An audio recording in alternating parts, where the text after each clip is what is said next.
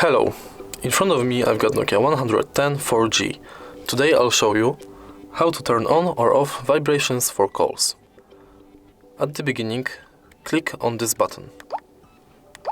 Find ring type, enter it and select SIM.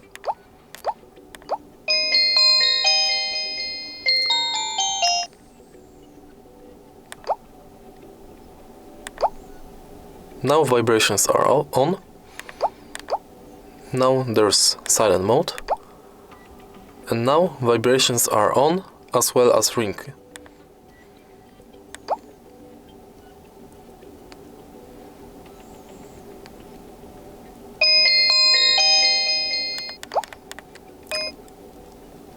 And now they are both opened.